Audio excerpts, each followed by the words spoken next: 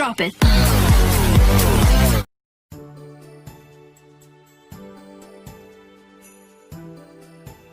Hai sahabat sains dimanapun kalian berada, jumpa lagi dengan Rejeki Sensei.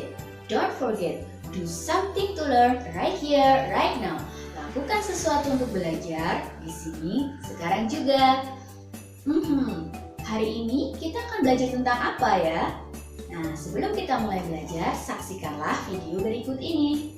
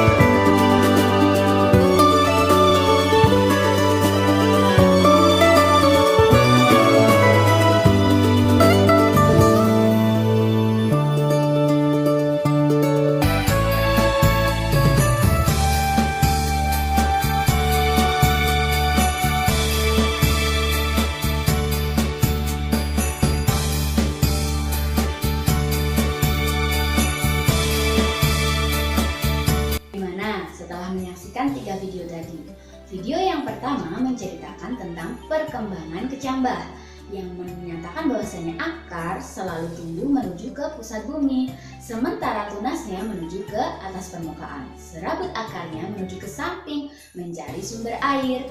Dalam video yang kedua yaitu tentang bunga tulip yang mekar karena terkena suhu. Sementara yang ketiga, tentunya sahabat sains pernah melakukannya di rumah, yaitu daun putri malu yang ketika disentuh, kenapa bisa mengatuk? Nah, dari ketiga video tadi, ya betul, kita akan membahas tentang sistem gerak pada tumbuhan. Nah, ternyata tumbuhan itu bergerak, walaupun dia tidak berpindah tempat, karena hanya bagian-bagian tertentu yang mengalami gerak. Gerak tumbuhan dibedakan menjadi 3. Yang pertama adalah gerak endonom, yang kedua adalah gerak higroskopis, dan yang ketiga adalah gerak esionom. Gerak endonom adalah gerak spontan yang dilakukan oleh tumbuhan yang tidak dipengaruhi oleh rangsangan dari luar. Sebagai contoh adalah gambar berikut, yaitu adalah pergerakan sitoplasma di dalam sel. Gerak yang kedua adalah gerak higroskopis. Gerak higroskopis adalah gerak bagian tumbuh-tumbuhan yang dipengaruhi oleh kadar air. Sebagai contoh di situ ada biji polong-polongan yang merekah karena kekurangan kadar air atau kehilangan kadar air. Gerak yang ketiga adalah gerak esionom, yaitu gerak tubuh-tumbuhan yang dipengaruhi oleh rangsangan dari luar. Gerak esionom dibedakan menjadi 3. Yang pertama adalah gerak tropisme, yang kedua adalah gerak nasti, dan yang ketiga adalah gerak taksis.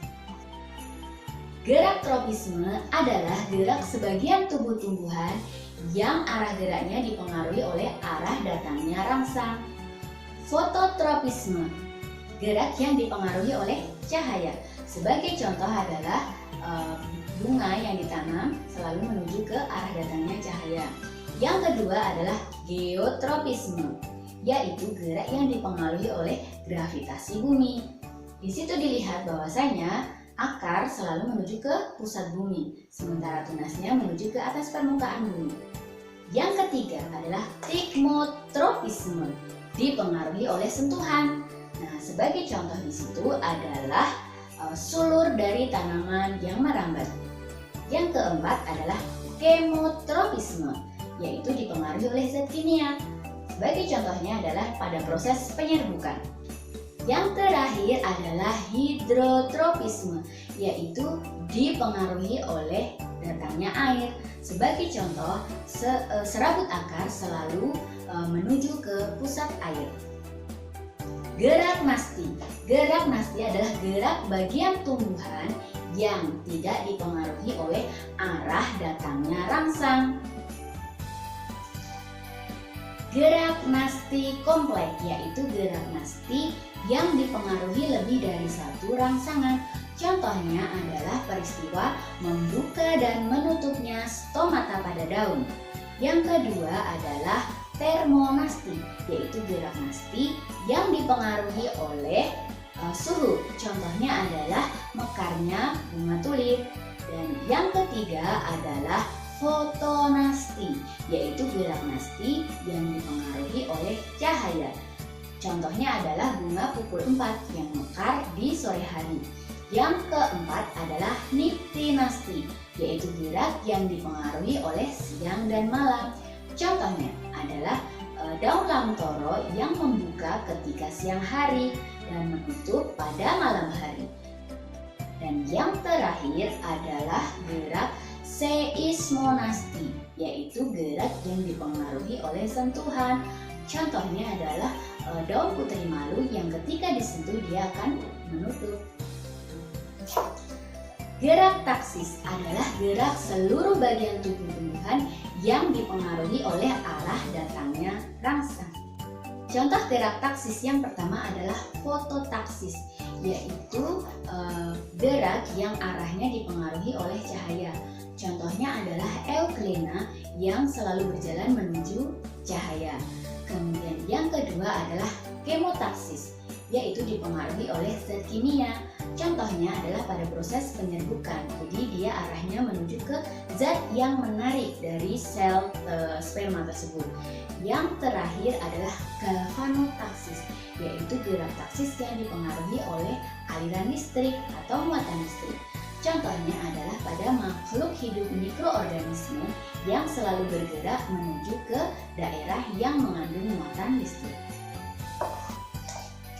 Terima kasih telah menyaksikan video pembelajaran kali ini. Semoga bermanfaat untuk sahabat saya semuanya. Jangan bosan belajar dan tetap semangat. Sampai jumpa.